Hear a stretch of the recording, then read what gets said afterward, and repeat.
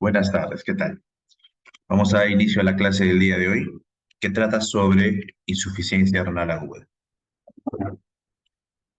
Bien, la insuficiencia renal aguda es uno de los temas más importantes de la nefrología, por su implicancia en el pronóstico e inclusive en la sobrevida de los pacientes. Es por eso que es importante que tengan claros los conceptos básicos que utilizamos para el diagnóstico y el manejo de esta entidad. La agenda que vamos a desarrollar el día de hoy es las que ven en la pantalla y vamos a iniciar de una vez. Bien, uno de los grandes temas y los grandes problemas que se tuvo durante mucho tiempo para poder desarrollar el adecuado diagnóstico y manejo de la insuficiencia renal fue justamente el problema de la definición. Y para entender la insuficiencia renal, tenemos que comprender que para que el riñón funcione adecuadamente, requiere por lo menos tres requisitos: que el flujo sanguíneo esté en forma apropiada, que las células del tejido renal esté íntegro y que la vía urinaria esté despejada, esté permeable. Si alguno de estos tres mecanismos o tres requisitos se altera, entonces los riñones no pueden funcionar bien.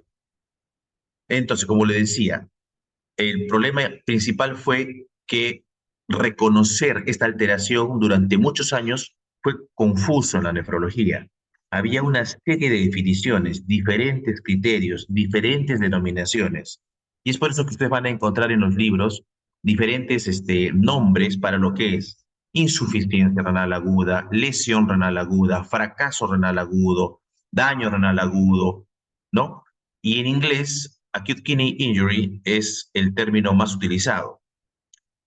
La mayoría de nefrólogos, me atrevería a decir yo, que utilizamos esa abreviatura aquí, que es la abreviatura en inglés, para hablar de lo que es insuficiencia renal aguda. ¿Por qué? Porque cuando uno dice IRA, se suele confundir con la IRA de la insuficiencia respiratoria aguda. En cambio, aquí es difícil de confundirlo. Entonces, a medida que avance la exposición, cuando yo me refiera a aquí, es también que me estoy refiriendo a una insuficiencia renal aguda. Bien, entonces, desde el año 2012 se logró tener más o menos un consenso mundial en la definición de lo que es un AQI. Hubo una guía que fue la base sobre la cual se ha desarrollado todos los estudios a partir de esa fecha y ha logrado que hablemos el mismo idioma en diferentes lugares. Esta es la guía de la CADIGO. CADIGO, ustedes saben que es una organización internacional que se dedica a estandarizar el manejo de nefrología. Y entonces, conceptualmente, si todos entendíamos que la AQI es un síndrome heterogéneo, ¿no? Con disminución súbita de la función renal. Súbito significa que va a caer la función renal en un periodo de horas a hasta máximo 7 días. Esta caída de la función renal no permite que el riñón cumpla sus funciones en forma adecuada y entonces se va a traducir en una acumulación de los productos de desecho y una alteración del equilibrio ácido-base e hidroelectrolítico. Y el tercer criterio característico de la AQI es que es un trastorno que debería ser reversible. Bien. Sin embargo, esta definición conceptual, como les digo, se tradujo recién en una definición operativa estandarizada a nivel mundial el año 2012 con las guías CADIGO, que plantearon dos criterios diagnósticos para poder hacer la definición operativa. El primero es incremento de la creatinina, ya sea más de 0,3 miligramos por decilitro en 2 días, o ya sea más de 1,5 veces el valor basal en los últimos 7 días.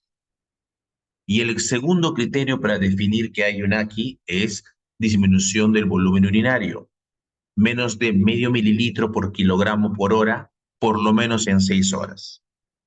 Cuando un paciente cumple cualquiera de los criterios, ya sea el de incremento de creatinina o ya sea el de disminución de diuresis, sin importar cuál de ellos sea, el paciente es diagnosticado como portador de una insuficiencia renal aguda. Esto como límite de normalidad, como definición operativa de la enfermedad. Ahora, hay que tener en cuenta que aunque el consenso mundial, han pasado ya más de 10 años de este consenso, se mantiene vigente, ninguno de los dos parámetros que acabamos de ver es perfecto. Son los más útiles, pero no son ideales, porque creatinina en realidad es un marcador bastante inadecuado de la función renal. Eso lo van a ver en el gráfico que aparece aquí. Por ejemplo, si yo tengo, esta es mi función renal normal, y el paciente tiene un daño agudo que hace que bruscamente caiga la función renal, ¿ok? Hasta este punto. En este margen se da la caída de la función renal, que demora hasta 2 días, por ejemplo. Sin embargo, para que la creatinina se eleve en sangre, no se eleva inmediatamente cuando cae la función renal. Permanece normal durante un tiempo hasta que después de un periodo recién empieza a elevarse. Este periodo de retraso entre que la creatinina se eleva después del daño renal es variable y puede durar inclusive hasta 2 días. En general, en nefrología consideramos que la creatinina que estamos viendo el día de hoy refleja realmente la función del riñón del día de ayer, porque en promedio el retraso en el incremento, en la variación de creatinina, es 24 horas. Entonces, si hay una lesión, una noxa en el riñón en este momento, ustedes le toman una creatinina en este momento y les va a salir totalmente normal. Recién mañana va a estar elevada. Es por eso que no es un marcador ideal. Se retrasa, hay un retraso en el diagnóstico con creatinina. El problema con el otro marcador, con diuresis, es que no todas las lesiones renales agudas son oligúricas. Es decir, no todos los pacientes con insuficiencia renal van a tener una disminución del flujo urinario. Por lo tanto, también puede pasar desapercibido el diagnóstico si solamente se basa en ellos. Es por eso que el diagnóstico debe ser complementario, tanto diuresis como elevación de creatinina, y teniendo en cuenta que puede demorar en aparecer el marcador. Es por eso que durante el desarrollo del estudio de la lesión renal aguda, hasta ahora se van buscando cada día nuevos marcadores para poder definir lesión renal aguda.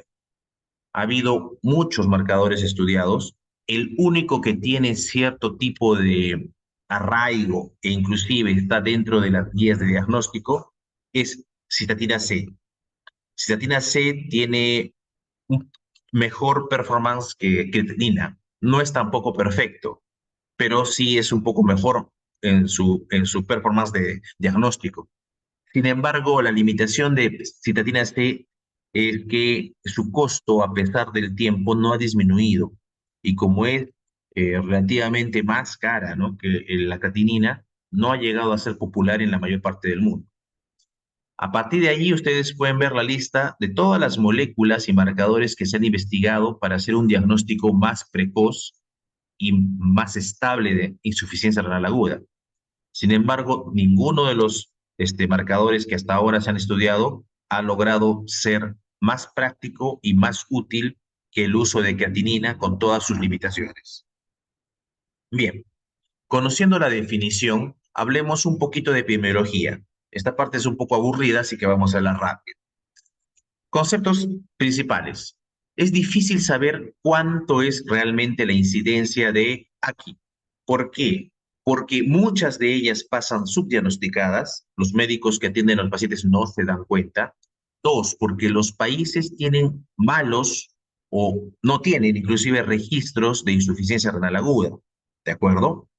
Entonces, con esa deficiencia de información, un poco agarramos las estadísticas y lo que hay en países desarrollados. Y en general se tiene que aproximadamente la incidencia de aquí es de 200 casos por millón de habitantes en adultos. ¿Ok? Eso es un dato más o menos bien estudiado en poblaciones en países desarrollados. Ahora, lo que sí tenemos claro es que la aquí es muy poco frecuente en los pacientes que se atienden en la periferia. O sea, los pacientes que van a un centro médico, una posta de salud, que están en la comunidad, más o menos el 1% de ellos cursa con AQI. Sin embargo, debido a que esa es la mayor parte de la población, casi el 60% de las AQIs son comunitarias, o sea, son extrahospitalarias. Al revés, En los pacientes que están hospitalizados, más o menos el 20% tienen algún grado de AQI, ¿de acuerdo? Principalmente en algunos servicios y en algunos lugares donde es más probable que tengan AQI. De lejos, pacientes postquirúrgicos de cirugías grandes, cardiovasculares o traumatológicas, pacientes que están hospitalizados por problemas cardíacos e infecciosos principalmente, pero esto es importante, los pacientes en cuidados intensivos, un tercio de ellos tienen aquí, pero usualmente son graves, son serias, ¿ok? Bien. Y desafortunadamente en los estudios que se han hecho, gran parte, hasta inclusive en un 50%, según algunos estudios, la AQI que tiene el paciente hospitalizado tiene relación con iatrogenia. Es por eso que es importante que ustedes sepan diagnosticarla y prevenirla. A nivel mundial, con los déficits de información que hay, más o menos tenemos esto. Y como pueden darse cuenta, Sudamérica, más o menos en global, ¿no? Hay un 31% de pacientes que presentan incidencia de insuficiencia renal aguda en un año, de los pacientes que pueden haber sido evaluados. Esto es un poco más que en otras latitudes, más que en Norteamérica, más que en Europa, pero hay que tener en cuenta que esto es un estimado, pero no es un dato absolutamente real porque nuestras estadísticas son bastante pobres. Bien, otra forma de saber qué tan importante es el problema del AQI es no ver todas las lesiones renales agudas, sino solamente tomar una estadística de las que son más severas y requirieron reemplazo renal, diálisis. Ese sí es un dato más claro porque el registro de diálisis es un mejor registro que hay en todos lados. Entonces, en Europa tenemos que alrededor de 25 casos por millón de habitantes se dan en adultos y una décima parte de eso en niños.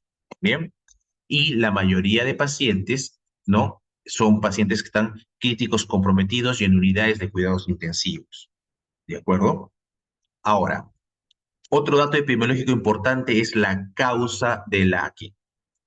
Como ya vimos hace un segundo, la lesión renal aguda es un síndrome multicausal, multifactorial. Entonces tiene una serie de factores que la influyen. Entonces, en general, en los países desarrollados, las causas más comunes para una aquí es el paciente que está séptico, que esa es una causa muy común, los grandes traumas, las cirugías cardiovasculares, porque son pacientes diabéticos, coronarios, hipertensos, ¿no? El uso de drogas y agentes nefrotóxicos. En cambio, en países en vías de desarrollo es totalmente distinto, ¿no? Cuando ustedes van a lugares donde hay un bajo nivel socioeconómico, lo que van a encontrar es que las AQIs siguen siendo por enfermedades comunitarias. Por ejemplo, diarreas, que hace que se deshidraten y los niños o los ancianos se deshidratan y hacen AQI. Por ejemplo, pacientes que tienen infecciones endémicas, la malaria, el dengue, ¿no? Con fiebres altas, se deshidratan. Complicaciones obstétricas, partos domiciliarios, partos en la comunidad, o abortos inducidos, o partos con hemorragia postparto, hemorragia por tensión de placenta, cosas que en un hospital pueden ser bien manejadas, en la comunidad no son manejadas y llevan aquí a las parturientas. Mordeduras de animales venenosos, ¿no? ¿Ok? Algunas drogas y remedios tradicionales, intoxicaciones, por ejemplo, porque trabajan en condiciones inadecuadas, donde hay, por ejemplo, poco control en la industria, se exponen a tintes, a químicos, a metales pesados, la minería ilegal, todo eso. ¿Qué hay en nuestro país? Pues en nuestro país lo que vemos es algo mixto, porque tenemos de ambas. Vemos pacientes con AQI, con etiologías de países desarrollados. Eso lo vemos, por ejemplo, en los hospitales grandes acá en Lima, ¿no? Ustedes van a UCI, en cuidados intensivos, y van a encontrar paciente con lesión renal aguda, porque es un paciente que tuvo un infarto agudo de miocardio, es un paciente que entró a una cirugía de bypass coronario, es un paciente diabético, hipertenso, obeso, dislipidémico, igualito que en el primer mundo. Pero también van a ver en nuestro país el paciente que viene con aquí porque estuvo deshidratado, diarrea una semana, no fue a hacerse ver, estuvo tomando remedios caseros, inclusive fueron drogas nefrotóxicas y terminan empeorando su acto. Entonces, en nuestro país la etiología es mixta, tanto de países desarrollados como países pobres. ¿Ok? Acá en este cuadro está un resumen lo que les acabo de mencionar. ¿Qué otra diferencia hay? Que como la AQI del país desarrollado, ¿no? es un paciente complejo, enfermo, con mucha patología, como les digo, sobre todo diabéticos, cardiópatas, entonces se asocian mucho a la necesidad de cuidados intensivos, tienen una alta mortalidad, son usualmente adultos mayores y ya son consecuencia de una enfermedad crónica que se descompensa en algún momento. En cambio, en países en vías de desarrollo, la enfermedad podría ser prevenible si es que hubiese un mejor sistema de salud pública, si hubiera mejor saneamiento ambiental, si las personas tuvieran acceso al agua potable, ¿de acuerdo? Hay probablemente mucha mortalidad, no por la severidad inicial del problema, sino porque estas personas tienen un acceso limitado a los servicios de salud. Y si hubiera una inversión en ese sentido, se podría evitar esta muerte. Entonces son epidemiologías distintas. Ok, los pacientes entonces no hacen lesión renal aguda de la nada. Para que los riñones fallen, tienen que tener un insulto serio, tienen que tener un daño marcado, tiene que haber una noxa importante que los lleve a fallar. Y estos riñones usualmente fallan en el contexto de un paciente que tiene factores de riesgo para desarrollar lesión renal aguda. ¿Ya? Una persona con riñones sanos y sin factores de riesgo es improbable que haga una lesión renal aguda. ¿Cuáles son los factores que nos llevan a una lesión renal aguda? Son los que acá les muestro. A la cabeza siempre los adultos mayores y los diabéticos son los que más incidencia de lesión renal aguda tienen. Y después lo que hemos hablado, ¿no? Deshidratación, anemia, drogas nefrotóxicas, traumas. Esto es importante. El paciente que ya tiene insuficiencia renal crónica es más proclive a hacer lesión renal aguda. Los pacientes que están en cuidados intensivos son pacientes muy proclives a hacer daño renal agudo. Los pacientes con daño cardiovascular, principalmente los que tienen enfermedad coronaria, los sépticos y los hepatópatas. En este grupo de pacientes, así el paciente no tenga ningún signo, ningún síntoma, porque no existe ningún signo y síntoma patognomónico, así no haya nada evidente, deberían ustedes buscar activamente el desarrollo de falla renal aguda. ¿Por qué? Porque cuando ya sea evidente, va a estar mucho más avanzado y va a ser mucho más severo y mucho más difícil recuperar a su paciente. Entonces, cuando alguien tenga factores de riesgo para una lesión renal aguda, búsquenla activamente. Ok, ya tenemos aquí. Entonces, lo que viene a continuación es clasificarla. Hay diferentes clasificaciones, algunas mejores que otras, pero ninguna perfecta. Esta clasificación que vemos, que es por el débito urinario, es una clasificación muy antigua. En pocas palabras, se clasificaba al paciente con insuficiencia renal en el que orina y en el que no orina, así de simple. Es una clasificación imprecisa, sin embargo, tiene solo una utilidad. Cuando el paciente llega por emergencia a un establecimiento de salud y es un paciente que viene y no orina, un paciente oligúrico, el médico lo primero que se debe percatar es si la vía urinaria está permeable, si no hay globo vesical, si no hay obstrucción, si no hay ninguna evidencia de que haya una alteración en el flujo urinario. Porque si fuese así, permeabilizan la vía, le colocan una sonda al paciente y se acabó el problema. Ya, si no es el problema, la segunda cosa que tiene que evaluar el médico es, mi paciente no orina, ¿está deshidratado o no está deshidratado? Si tiene un paciente que está totalmente deshidratado, es simple, el manejo de inmediato va a ser hidratarlo y con eso probablemente va a empezar a orinar. En cambio, si no está deshidratado o peor aún, está edematoso, entonces el problema no es deshidratación, probablemente le inicien diuréticos y luego hacen la investigación del caso. Entonces, es el único contexto en el cual sirve esta clasificación actualmente, ¿no? El manejo inmediato en alguien que llega por emergencia con una historia no muy clara y que simplemente no orina y tienen que saber cómo actúan en forma inmediata. Las otras dos clasificaciones son más elaboradas. Esta clasificación, que también es antigua, pero todavía es válida, es una clasificación etiopatogénica, ¿no? Por la causa del daño renal. Y se divide en tres grandes grupos. Ustedes ya los conocen: prerrenal, renal o posrenal. La más común en todos los estudios siempre es la prerrenal. ¿no? Hasta un 60% de casos. Y la más rara es la posrenal, que usualmente es 10% de casos. Ok. Y tenemos la tercera clasificación, que es la clasificación de severidad. Actualmente es la clasificación Cadigo. Probablemente en sus libros ustedes todavía encuentren una clasificación más antigua que era la Rifle. Ya no se usa esa clasificación. Pero Rifle fue la base, ahí nació todo. Sobre Rifle apareció una segunda clasificación que fue la clasificación Akin. Y sobre la clasificación Akin es la que aparece la actual, que es la de Cadigo. ¿Ya? Entonces, Akin y Rifle ya no se usan, ya son de la historia de la nefrología. Cadigo viene a ser el producto de esas dos clasificaciones.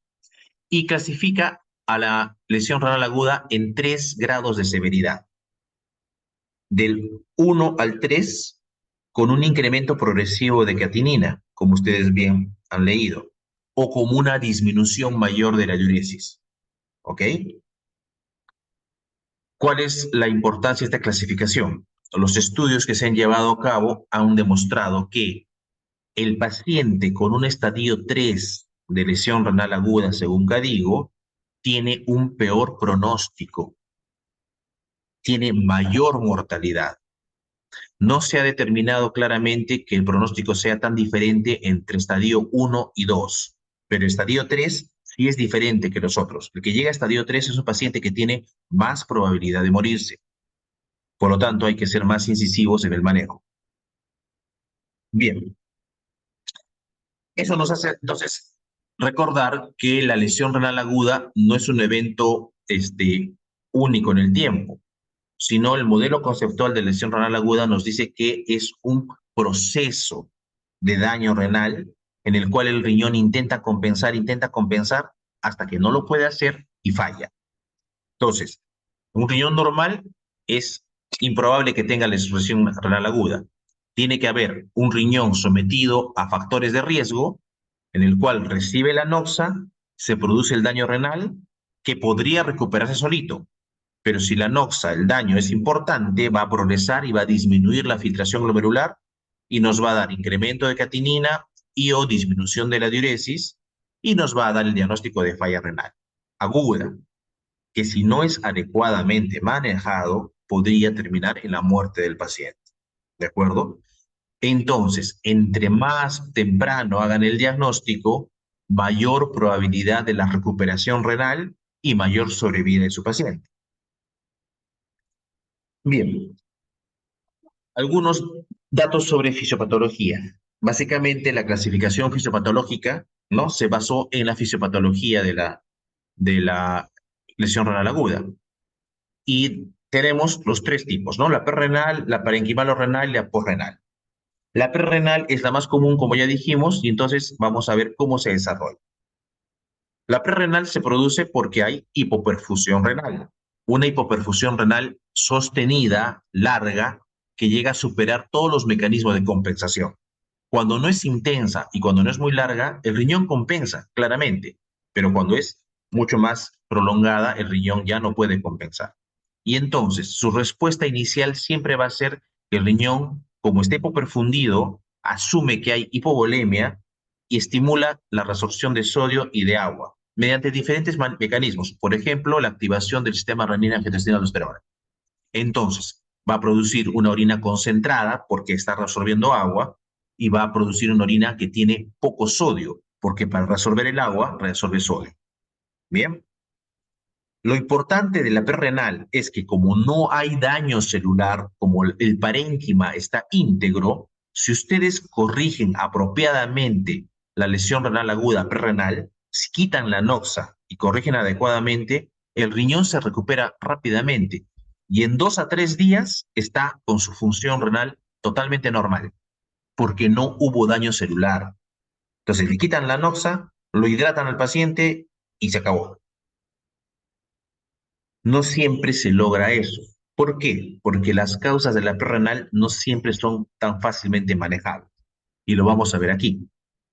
Hay 4 grandes grupos de causas de lesión renal aguda prerrenal. La más común es esta que ven en color lila, la depresión del volumen intravascular. El paciente pierde volemia. Y pierde volemia de dos formas. La pérdida real, hemorragia, no estuvo recibiendo fluidos, no estuvo tomando líquidos, tuvo pérdidas a nivel renal en forma incrementada y no compensó eso, por ejemplo, diuréticos, o tuvo pérdidas fuera del riñón, tampoco compensadas, por ejemplo, diarreas profusas, quemaduras, ¿ok? Este paciente entonces disminuye su volumen y hace hipoperfusión renal y hace falla renal.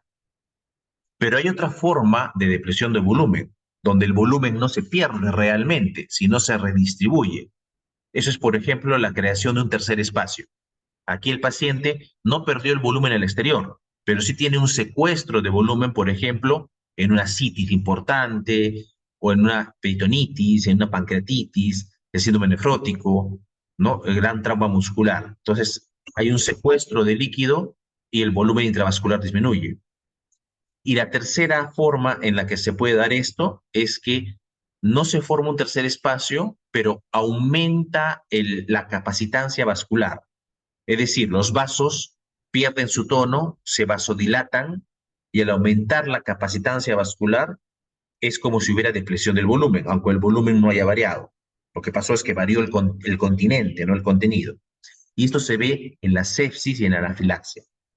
Entonces, las causas más comunes de lesión renal aguda prerrenal son las que nos van a llevar en el peor estadio al shock hipovolémico, al síndrome hepatorrenal, ¿no? Al shock distributivo, el shock séptico, por ejemplo, y al síndrome compartimental abdominal, ¿ok? Entonces, estas son las causas más comunes. Hay depresión de la volemia real o efectiva y entonces el riñón está hipoperfundido y falla. Estas son las que en general pueden ser manejadas con más éxito, porque el segundo grupo de causas, que es el que está acá en rojo, que es la falla cardíaca, no siempre se puede manejar en forma tan exitosa. Acá tenemos todas las formas de falla cardíaca. Tenemos un infarto agudo de miocardio, tenemos un taponamiento cardíaco, tenemos una arritmia cardíaca severa, tenemos, por ejemplo, una tromboembolia pulmonar, una pericarditis constrictiva, etcétera. Esto no es manejable tan sencillo como una deshidratación. Sí se puede manejar, pero usualmente demoramos un poco más en compensar al paciente. El tercer grupo de causas es menos frecuente en su severidad, pero si ustedes no lo manejan a tiempo, sí va a llevarles a falla renal a su paciente. Y son la alteración en la regulación de la circulación renal. Ustedes deben recordar por fisiología que los glomérulos, ¿no? Y las nefronas en general están constantemente equilibrando el flujo de la arteriola aferente con la arteriola eferente para mantener una adecuada filtración glomerular.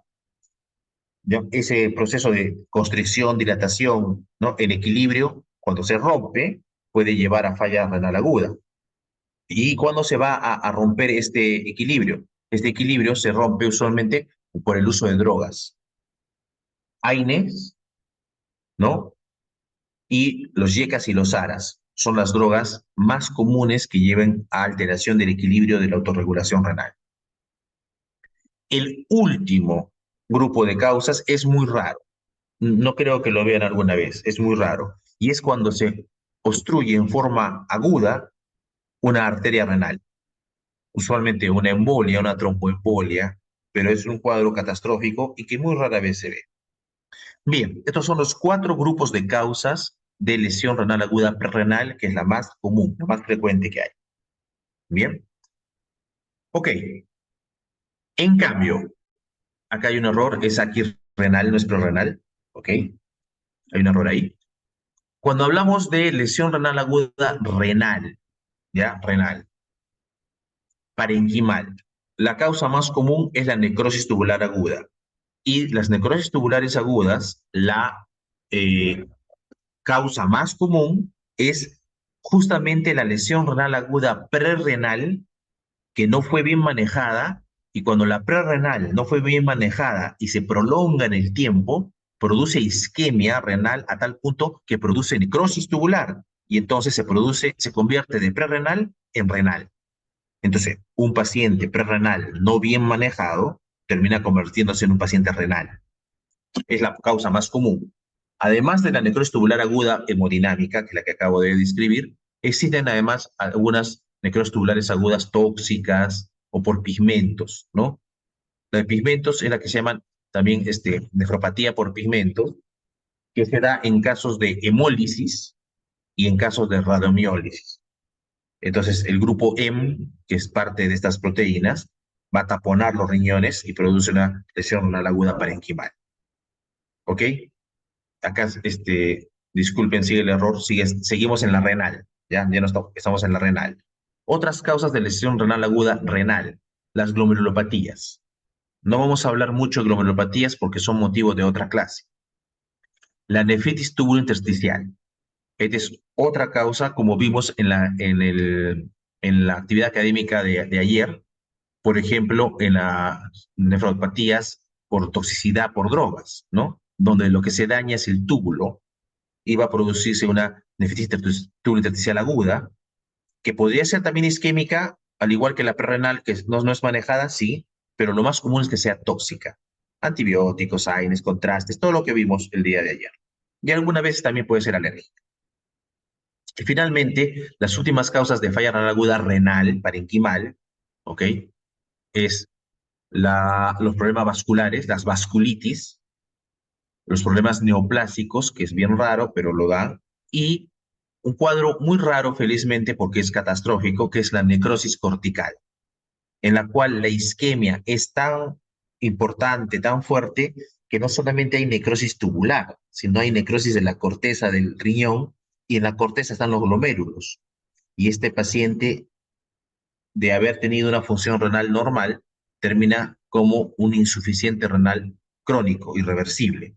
Y se ve usualmente en complicaciones obstétricas que ya no vemos mucho, ¿no? Los abortos sépticos, un desprendimiento prematuro de placenta no manejado, ¿no? O una paciente que tenga una preeclampsia severa con una coagulación intravascular diseminada, pueden hacer este cuadro. Bien, ok. Las fases de la lesión renal aguda parenquimal ya son distintas. Recuerden que hace un momento les dije que cuando ustedes manejan apropiadamente una prerrenal, en 2 o 3 días se recupera totalmente la función renal. En cambio, en la parenquimal ya no va a suceder eso. ¿Por qué? Porque como ya hubo muerte celular, ya hubo destrucción, ya hubo apoptosis, para que se recupere el cuadro, el epitelio tiene que regenerarse, tienen que volver a madurar nuevas células tubulares y tienen que volver a alcanzar todas sus funciones. Y ese proceso de regeneración de las células tubulares demora más o menos 7 días, ¿ok? Un poquito más, un poquito menos, dependiendo del tipo de noxa. Entonces, así manejen apropiadamente un paciente que ya tiene una AQI parenquimal, no se va a recuperar en menos de 7 días, lo cual significa que va a tener un mayor tiempo hospitalario y una mayor probabilidad de hacer complicaciones.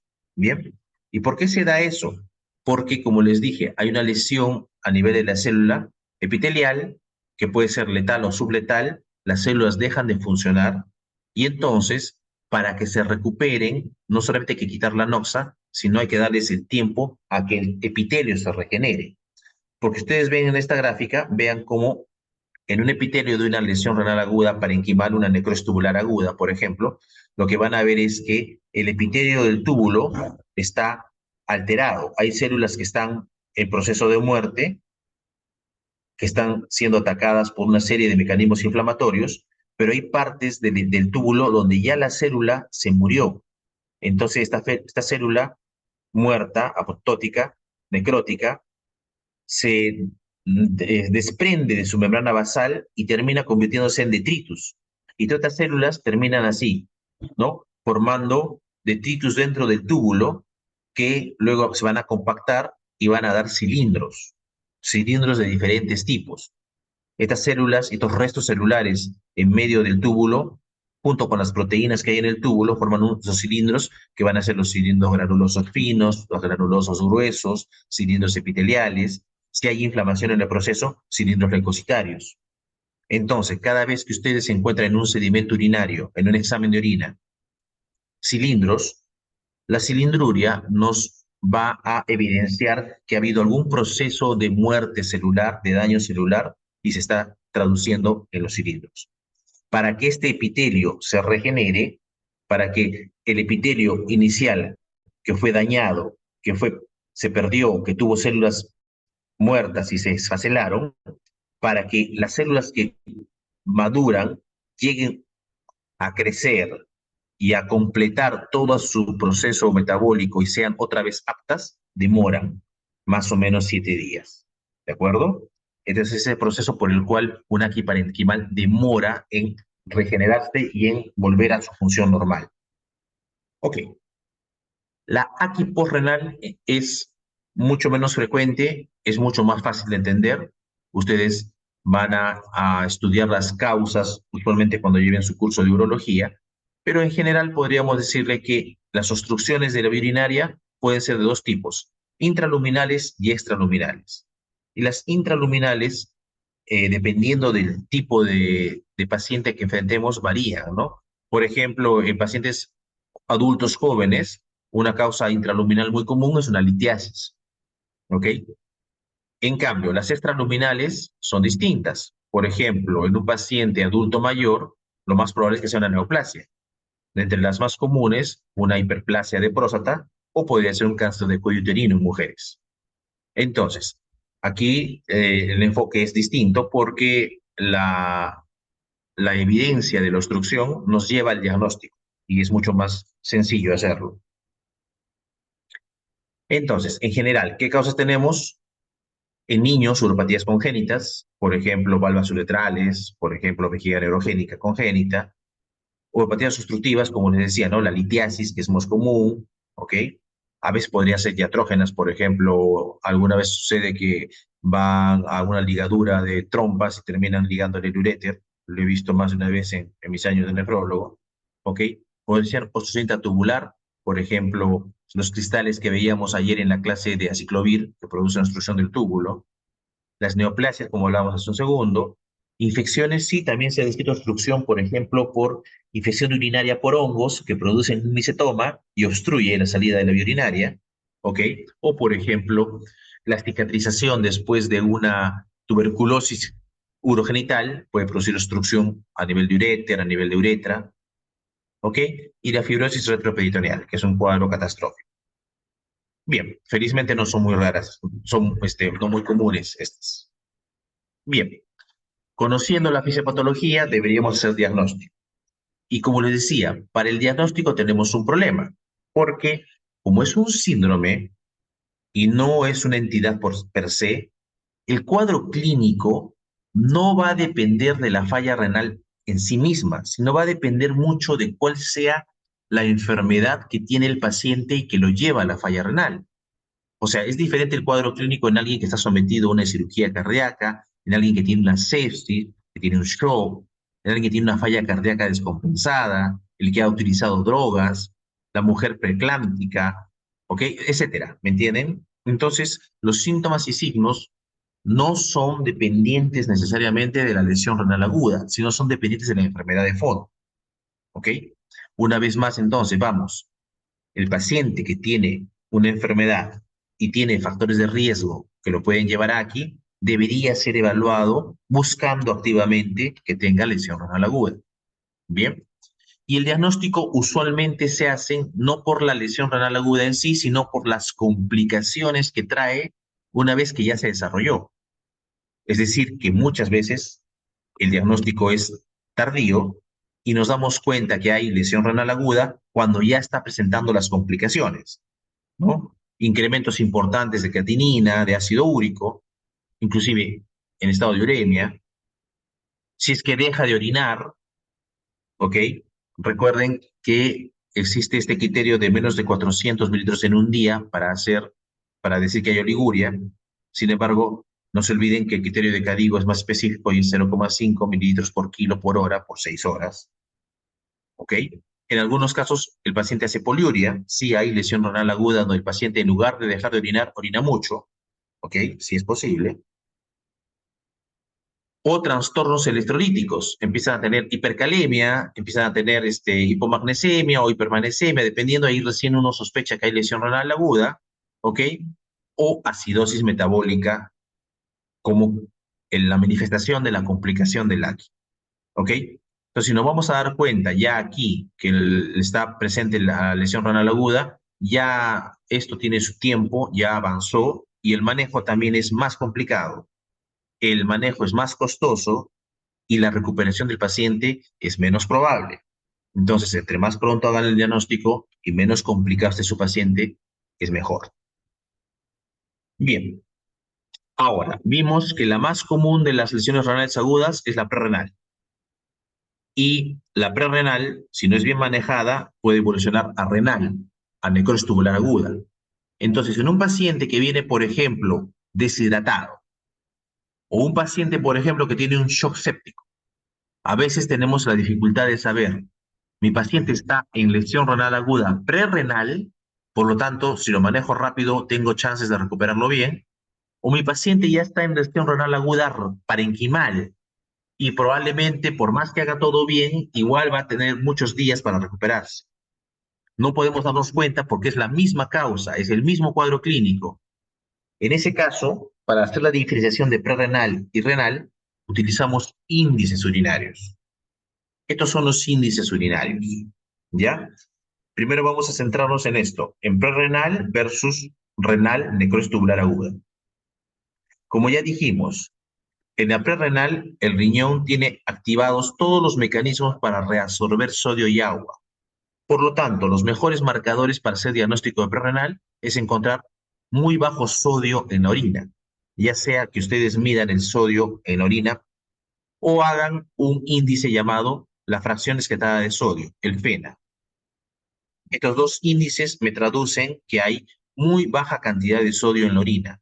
Eso me indica que es prerrenal. En cambio, en la necrosis tubular aguda no se va a dar eso, porque ya no hay túbulo suficientemente sano para poder reabsorber el sodio. Y el sodio se pierde nomás, no se reabsorbe. Igual, en la prerrenal, como el mecanismo es reabsorber sodio y reabsorber agua, ya dijimos que la orina va a ser concentrada. Por lo tanto, otros dos índices que ayudan mucho son la densidad urinaria, que va a estar alta, o mucho mejor, la osmolalidad urinaria, que va a estar alta, más de 500. Al revés, en la necrosis tubular aguda, ya el túbulo se ha muerto y no hay quien concentre la orina. Por lo tanto, la orina no va a estar concentrada y va a ser una orina con isostenuria, es decir, una concentración similar al plasma. ¿Ok? Todos los demás índices que ven en la tabla también pueden ser utilizados, pero son menos frecuentemente usados, ¿ya? Por falta de costumbre muchas veces. Sin embargo, hay otro marcador que es útil porque es práctico y lo pueden tener en todos lados, en un hospital de tercer nivel, en un centro de salud, en una posta médica, inclusive hasta en su serum, en periferia pueden tener, y es el examen de orina. El examen de orina es algo sencillo de realizar. En la prerrenal, el examen de orina debería ser normal. Recuerden, no ha habido necrosis, no hay daño, no hay muerte celular. Entonces el examen de orina es normal. A lo mucho lo que pueden encontrar son algunos cilindros hialinos. Los cilindros hialinos no se consideran patológicos. ¿Ok? Bien. En cambio, en la necrosis tubular, como ya vimos, como hay muerte celular, esfacelación, detritos celulares, entonces van a haber cilindros. Usualmente hay cilindros granulosos. Además, en otras formas de insuficiencia renal aguda parenquimal hay otros cilindros. Por ejemplo, si la causa del AQI sería una glomerulopatía, lo que van a encontrar, aparte de cilindros granulosos, pueden ser cilindros hemáticos, ¿de acuerdo? Que son patognomónicos de glomerulopatía. Por ejemplo, en la nefritis tubulointersticial que mirábamos en los casos de toxicidad ayer de drogas, lo que pueden encontrar son cilindros granulosos, también cilindros leucocitarios, cilindros de eosinófilos, por ejemplo, ¿ok? Entonces, la cilindruria siempre les indica que hay algún grado de compromiso parenquimal, ¿ok? Y de esta manera, con estudios que no son muy complicados, uno puede más o menos diferenciar entre una lesión renal aguda perrenal y una necrosis tubular aguda u otras parenquimales. Bien, ¿cuándo usamos imágenes? En lesión renal aguda no son muy útiles las imágenes, excepto algunos casos, ¿ok? Por ejemplo, ¿cuándo es útil una ecografía? Una ecografía de todas maneras, o una imagen de todas maneras es útil cuando se trata de una lesión renal aguda postrenal. ¿Por qué? Porque podemos encontrar la causa de la obstrucción, por ejemplo, un cálculo, o porque podemos evidenciar la obstrucción porque hay ya dilatación de la vía urinaria. Eso es característico de la obstrucción. Sin embargo, en otros casos de lesión renal aguda no es muy útil. No son parte del estudio básico para diagnosticar una lesión renal aguda. ¿Ok? Básicamente lo que podemos ver es la contextura del riñón. Ahora, en cuanto al diagnóstico, como ya hemos dicho, como la lesión renal aguda per se no me da síntomas y signos, lo que tenemos que encontrar es que en el paciente con factores de riesgo vamos a encontrar una serie de cuadro clínico que nos debería hacer sospechar que están en relación a un AQI. Por ejemplo, un paciente con lesión renal aguda va a ser disfunción cardíaca y va a ser, por ejemplo, puede ser derrame pericárdico, pericarditis, puede ser hipertensión arterial o descompensar la hipertensión arterial que tenía, ¿ok? Puede ser falla cardíaca y a veces pueden asociarse a infarto de miocardio. Y así en los diferentes órganos y sistemas. Entonces, un paciente con factores de riesgo, uno y ve que empieza a evolucionar en forma desfavorable, que empieza a presentar complicaciones, uno debería sospechar y buscar que no sea que lo que está causando la descompensación y las complicaciones sea que está cursando ya con un cuadro de lesión renal aguda sobreimpuesto. Muchas veces vamos a tener este problema. Tenemos un paciente con falla renal y no sabemos si es agudo o es crónico. ¿Por qué? Porque el cuadro clínico no nos orienta muy bien, no sabemos muy bien si cuánto de agudo, cuánto de crónico tiene, ¿no? Entonces, en este caso, para hacer el diagnóstico tenemos que ver un poco los antecedentes. Si es que logramos recabar antecedentes en la historia, que el paciente ya cursaba tiempo previo con fatiga, hiporexia, alteraciones de la micción, prurito, por ejemplo, síndrome de piernas inquietas, o tiene de larga data una enfermedad que lleva enfermedad renal, o sea, es diabético, es hipertenso, tenía neuropatía obstructiva, litiasis, una glomerulopatía, etcétera, uno debería decir, es probable que el daño que estoy viendo es crónico.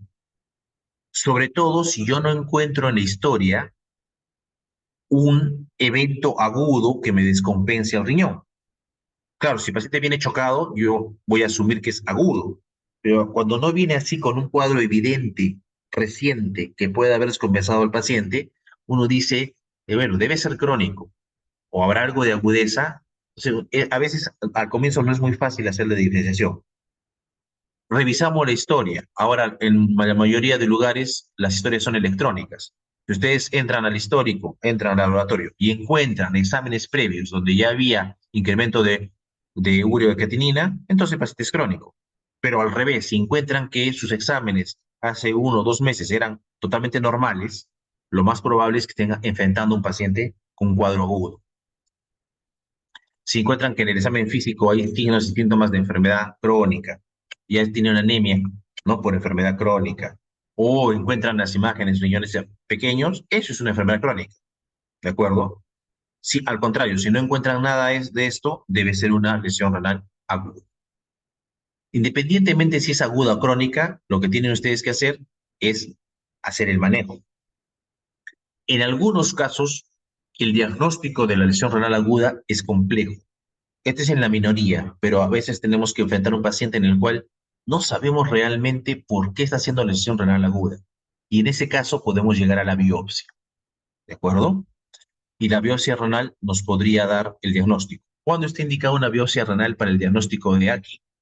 Cuando suponemos que es parenquimal, pero no sabemos la causa, o cuando sospechamos que es una glomerulopatía, pero tampoco sabemos el tipo de glomerulopatía, o cuando mi paciente, que aparentemente era prerrenal, por ejemplo, fue manejado mal, hizo una parenquimal, sospechamos que es una necrosis tubular aguda, ya se compensó toda la causa, y sin embargo mi paciente pasa 1, 2 semanas, 3 semanas y no se recupera, pero ya no tiene la falla cardíaca, ya le compensamos todo y no recupera.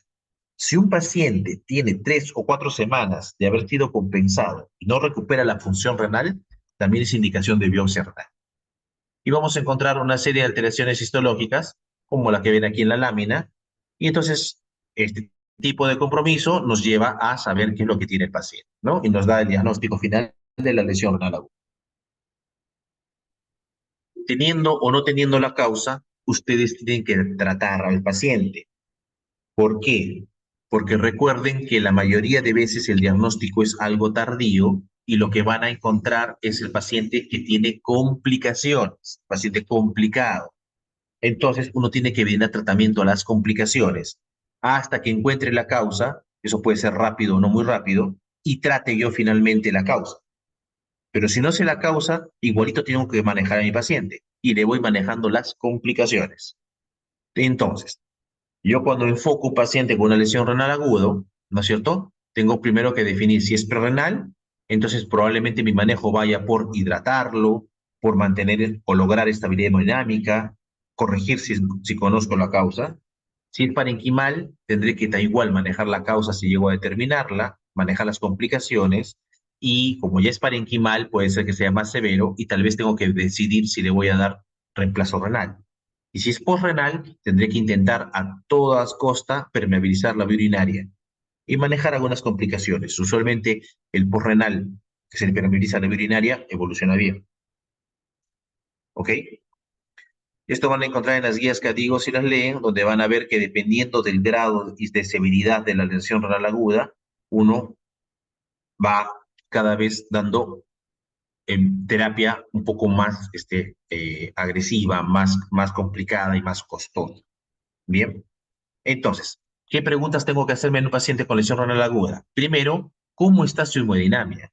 Si mi paciente está chocado, lo primero que voy a manejar es el shock, ¿de acuerdo? Y manejando el shock probablemente mejore la función renal. Entonces tengo que ver todo lo que van a aprender ustedes en medicina intensiva. Cómo está su presión arterial media, cómo está el volumen sanguíneo, la presión venosa central, la presión de cuña, ¿no? Puedo ver cómo está el diámetro de la vena cava inferior para ver si hay depresión o no hay depresión. Veo cómo está su hemoglobina, si tiene un hematocrito aceptable, ¿no? Puedo hacer cálculo de índices hemodinámicos como el índice de cardíaco, ¿ok? Etcétera. Y yo de esta manera veo que también está su estado hemodinámico. Si está inestable hemodinámicamente, mi primera medida terapéutica va a ser lograr la estabilidad hemodinámica, ¿ok? Bien. Segundo, complicaciones que lo pueden matar. Empiezo a buscar. ¿Tendrá mi paciente hipercalemia? Si tiene hipercalemia, es severa y le doy el manejo apropiado, que es tema de otra clase. Tercera cosa, veo si está adecuadamente hidratado. Si está deshidratado, tendré que rehidratarlo. Pero al contrario, si está sobrecargado de volumen, tendré que darle restricción hídrica y tendré que inclusive darle terapia diurética. O en los casos más avanzados, tendré que someterlo a diálisis para ultrafiltración. Cuarta complicación que lo puede matar, tendrá acidosis metabólica, será severa, y si tiene acidosis metabólica, tengo que darle el manejo apropiado, que también es motivo de otra clase. Básicamente son las 4 grandes complicaciones que tengo que yo buscar y manejar hasta que luego logre manejar la etiología del paciente. Además, después tendría que preguntarme si está urémico, si va a recibir drogas en el manejo de su causa. Tengo que asegurarme que las drogas estén corregidas de acuerdo a la función renal para no tener nefrotoxicidad asociada, como el caso de ayer, lo que vimos ayer, y empeoraríamos el cuadro del paciente. Si tiene hiponatremia, a veces sucede, la manejamos también en forma protocolizada, y no debemos olvidarnos de esto. La lesión renal aguda es un cuadro usualmente catabólico, y entonces el paciente requiere un aporte de energía y de calorías apropiado. Si no, el paciente se desnutre y puede ir peor. Y finalmente, siempre tengo que preguntarme, sobre todo si mi paciente no va mejorando, si requiere terapia de reemplazo renal.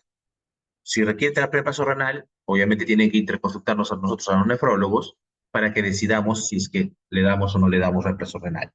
¿De acuerdo? Y ahí escogeremos qué tipo de reemplazo renal le daremos, porque no hay un solo tipo. ¿no? Nosotros en nefrología, cuando hablamos de reemplazo renal, podemos dar hemodiálisis convencional, podemos dar hemodiafiltración, podemos dar hemodiafiltración arteriovenosa, podemos dar ultrafiltración aislada, podemos dar diálisis extendida, podemos dar una serie de modalidades de reemplazo renal, ¿ok? Eso depende de cada paciente y de cada contexto. Y es importante que ustedes, como médicos generales, sepan cuándo deben llamar a un nefrólogo porque requiere diálisis su paciente. Las indicaciones absolutas para iniciar reemplazo renal son un paciente que tenga una sobrecarga hídrica severa, que ponga en riesgo su vida y no responda al tratamiento. Estamos hablando del edema pulmonar agudo o de la nasarca. Ya le han dado diuréticos a dosis adecuada, dosis tope. Su paciente no responde al tratamiento, ese paciente tiene que tratar terapia renal. Segunda indicación, paciente que tenga una hipercalemia también severa, y que ya le dieron manejo protocolizado, le han dado 1, 2, 3, 4, las 5 fases de manejo de hipercalemia y no mejora, sigue siendo severa, tiene indicación de reemplazo renal. Tercera indicación, acidosis metabólica, no respiratoria, metabólica, también severa, igual que le han dado 1, 2, 3, las 3 fases de manejo y no responde al tratamiento, sigue siendo severa, tiene indicación de reemplazo renal. Complicaciones urémicas, la encefalopatía urémica, sí, tiene que ser manejada probablemente con reemplazo renal porque el paciente tiene un grado severo de compromiso con riesgo de muerte. La pericarditis urémica es otra complicación severa, poco frecuente, pero severa, que requiere terapia renal. La diátesis hemorrágica, que es un sangrado espontáneo, desproporcionado, a veces sin ningún tipo de trauma, también requiere ese manejo. Y acá hay una indicación no convencional. Una indicación no convencional para inicio de reemplazo renal, que no está en el contexto de falla renal necesariamente, es la intoxicación por una droga o algún veneno que sea dializado. ¿Qué indicaciones relativas para reemplazo renal hay? Tenemos básicamente la hipercatabolia.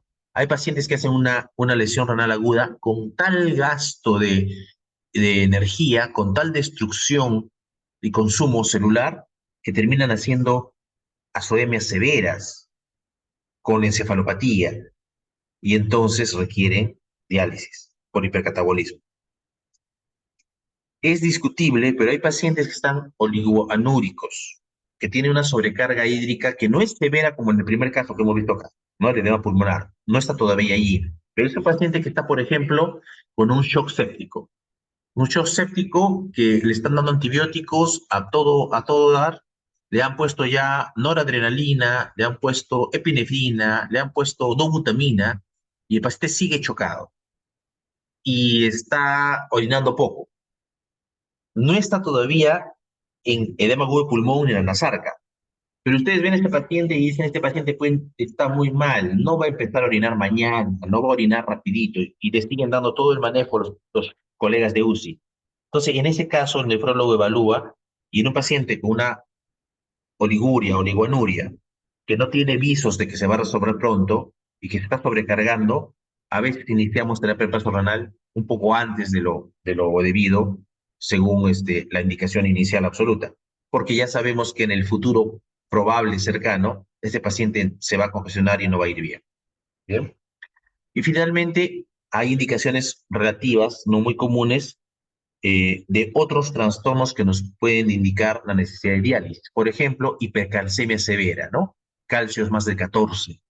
Hiperfosfatemia severa, ¿no? Fósforo más de 14, 16. Hipermagnesemia severa. Son indicaciones raras, pero válidas para inicio de terapia renal.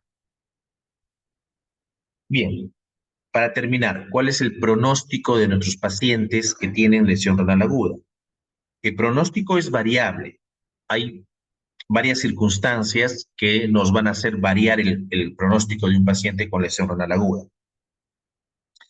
Hay diferentes formas de evolucionar y estamos hablando de historia natural. Es decir, el mejor de los escenarios es esta línea verde. Un paciente que tenía función renal normal recibe el insulto, la noxa que lleva falla renal, la noxa es controlada, retira o desaparece y el paciente se va recuperando, recuperando hasta una función renal similar a la basal, que podríamos decir que es una recuperación completa o total. Ese es el mejor escenario. Tenemos un segundo escenario en el cual, que es el celeste, el paciente recibe la noxa, el insulto, ya es importante el insulto, la noxa daña el riñón, hay recuperación, pero la recuperación ya no es completa, es parcial. Y como ya la recuperación es parcial, este paciente en el tiempo va a evolucionar a algún grado de enfermedad renal crónica, ¿ok? Este paciente queda secuelado. Tercer escenario, que es el azul oscuro. Era un paciente que ya tenía enfermedad renal crónica de base, vean, ya no tenía una función renal normal. Recibe el insulto y esto hace que su función renal, aunque se recupera, ya está, venía maltratada de base y queda medio maltratada después. Y entonces, el insulto renal agudo, la lesión renal aguda, lo que hizo fue acelerar la progresión de la enfermedad renal. Es decir, si la enfermedad renal crónica debería seguir un curso lento y morirse en varios años, esto hace que haya muerte de nefronas y entonces le queda menos masa parenquimal y se muere más rápido el riñón, en menos años que lo que le tocaba. Y el peor escenario es este naranja, que yo podría decir esto es más o menos la evolución de una necrosis cortical, esa que le decía que es catastrófica, que se da en el contexto obstétrico, ¿no? Un paciente que hace un daño renal tan severo, tan marcado, que le produce isquemia a todo el riñón, isquemia tubular, isquemia cortical, se mueren los túbulos, se mueren los glomérulos. Y entonces, de haber tenido una función renal basal normal, termina anéfrico, sin función renal. Y entonces, de la noche a la mañana, pierde toda la función renal y nunca jamás se va a recuperar. Esto es bien raro, pero de cuando en cuando lo vemos y es bien catastrófico. Si es que sobrevive, queda para diálisis toda su vida. Bien, entonces, como le decía, es variable. Quién va a ir a una u otra evolución va a depender de sus características clínicas y de cuál sea la severidad de su compromiso. En general, cuando se ha estudiado aquí parenquimal, solo las parenquimales, que no es la más común, recuerden que la prerrenal es más común. En la parenquimal, más o menos hasta la mitad de los pacientes en algunos contextos podrían morirse. ¿De acuerdo? Es mayor la mortalidad en quienes, en los pacientes sépticos y en los pacientes que están en cuidados intensivos. Estos son los peores pacientes. Entonces, lo peor que pueden tener es un paciente que esté en cuidados intensivos, que haga una sepsis severa y que haga una parenquimal. Estos pacientes tienen muchos chances de fallecer y tienen que ser claros con la familia del paciente y decirle, independientemente de por qué haya llegado el paciente. Puede haber llegado por su mismo shock séptico, puede haber llegado por una cirugía cardiovascular, puede haber llegado porque tuvo un accidente de tránsito con politraumatismo, puede haber llegado por lo que sea. Si hace sepsis con falla renal aguda parenquimal y está en cuidados intensivos, tienen que decirle a la familia, su familiar está mal, está complicado y su riesgo de sobrevivir, su riesgo, mejor dicho, su oportunidad de sobrevivir. Usualmente lo que yo les digo a los familiares es, está alrededor del 15%. O sea, tiene una o dos posibilidades en 10 de sobrevivir o tiene 8 o 9 de fallecer. Y eso es lo que sucede. Esa es la tasa de mortalidad que vemos en nuestro medio. Cuando es por toxinas, es mejor, se recupera mucho más. Y las obstétricas, cuando no es ningún compromiso de esos severos, también se recuperan bastante bien. ¿Ok? ¿Qué incrementa la mortalidad? El paciente que tiene de base enfermedad cardiovascular, los adultos mayores, de lejos, ¿ok? Y los sépticos. Y el estadio 3 de falla renal, como ya les dije, tiene mayor riesgo de mortalidad. A través de los años hubo una mejoría en la mortalidad, más o menos hasta inicio de los años 2000. Desde inicio de los 2000, en estos últimos 20 años, no ha caído más la curva se mantiene estable. A pesar de que hay mejorías tecnológicas, mejores unidades de cuidados intensivos y todo, no se ha logrado mejorar la sobrevida de los pacientes. Y ustedes pueden ver que la mortalidad es mayor a más aumento, ¿no? De creatinina, ¿ok? Entre más creatinina, más mortalidad hay, ¿de acuerdo? O sea, eso nos indica que la severidad sí es importante. Y también lo que pueden ver aquí es, ¿no? Lo mismo. El estadio 3 tiene una sobrevida significativamente menor que el estadio 1, ¿no? Y obviamente mucho menor que el paciente hospitalizado que no hizo aquí, ¿ya? Ok. ¿Cuál es la otra combinación mala? Quienes sobreviven menos en el seguimiento, ojo, tuvieron aquí y se recuperaron. Y los seguimos en promedio 5 años después de haber tenido el episodio de aquí. O sea, los que se recuperaron de aquí, los que tuvieron aquí sobre enfermedad renal crónica, son los que tienen el peor pronóstico, la peor evolución. Un poquito mejor que los que ya tenían enfermedad crónica, pero igual es el peor contexto. ¿Ok? Los que tuvieron una aquí purita, solamente aquí, en un paciente con función renal previa normal, son los que tienen la mejor evolución. ¿Ok? Entonces, ¿cuál sería la conclusión de esta gráfica? Si alguna persona alguna vez en su vida tuvo un episodio de lesión renal aguda, ya tiene un factor de riesgo para menor sobrevida en el seguimiento a mediano y largo plazo. ¿Ok? Por lo tanto, si algún paciente tuvo lesión renal aguda, así se haya recuperado, debería tener un seguimiento por lo menos anual de su función renal para ver cómo está evolucionando y para ver si no la va a perder. ¿Ok? Acá simplemente para ver, para mostrarles, ¿no? Que independientemente del país donde vean ustedes, y den en cuenta, son todas estadísticas de países del primer mundo. Estamos hablando de Reino Unido, Alemania, Nueva Zelanda, Estados Unidos, Francia, Dinamarca, vean. En todos los pacientes, cuando está en cuidados intensivos, la incidencia es alta, mayor de 25% en promedio, y la mortalidad es alta, ¿ok? Solamente relacionada a aquí, no estamos hablando de mortalidad en general de cuidados intensivos, estamos hablando de mortalidad relacionada solamente a aquí, ¿no? En Estados Unidos, 50% más inclusive en los últimos reportes. Finalmente, a más severa la aquí, más caro le va a salir al paciente, al Estado, a nosotros que pagamos impuestos, más caro nos va a salir recuperar un paciente, si es que lo recuperamos. Siempre es más económico y mejor pronóstico para su paciente manejarlo cuando el incremento de creatinina es pequeño, cuando la lesión renal aguda está empezando. Si ustedes manejan un paciente cuando ya tiene un incremento severo marcado, la lesión renal aguda es más severa, uno, lo más probable es que se les muera. Dos, si no se les muere, va a tener un tiempo de internamiento más prolongado, va a costar mucho más y va a quedar con mayor secuela. Entonces, nadie gana cuando uno hace diagnóstico tardío de una lesión renal aguda. Bien, jóvenes.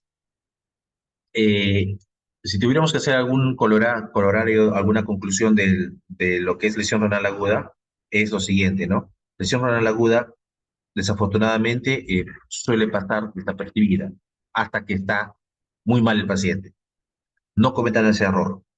Tanto en lesión renal aguda como en enfermedad renal crónica, uno sospecha la enfermedad. ¿Y en quién la sospecha? En la persona que tiene factores de riesgo. No se olvide. Y ahora ustedes, por lo menos en el hospital donde hacen sus prácticas, van a ver que una gran proporción de los pacientes, por no decir la mayoría, tiene factores de riesgo. Y van a darse cuenta que los colegas no hacen sistemáticamente el despistaje de enfermedad renal o de insuficiencia renal. Y cuando se da cuenta ya está complicado y recién empiezan a actuar y recién nos llaman. ¿Ok? Tanto así que, acuérdense de mis palabras, muchas veces ven al nefrólogo como el médico que se encarga de dializar y nos llaman para diálisis nada más. Y siempre los nefrólogos nos preguntamos, ¿por qué no nos llamaron antes? sea, nos llaman cuando el paciente está mal y nos llaman, van a ver ustedes las interconsultas, ¿no? Paciente fulano de tal, tal, se solicita evaluación para diálisis. Y siempre nos preguntamos, ¿pero por qué nos llaman cuando ya está para diálisis? ¿Por qué no nos llamaron antes para hacer el manejo? Y lo que pasa es eso, que gran cantidad de veces no se dan cuenta que está haciendo falla renal aguda hasta que se complica y se empieza a hinchar, deja de orinar, etcétera, etcétera. Entonces, la idea es que ustedes cambien un poco su historia y empiecen a darse cuenta en una forma más temprana. Y alguna vez, idealmente, llegaremos al diagnóstico precoz de la lesión renal aguda. Si no hay mayor, otra pregunta, creo que podemos dar por concluida la clase del día de hoy.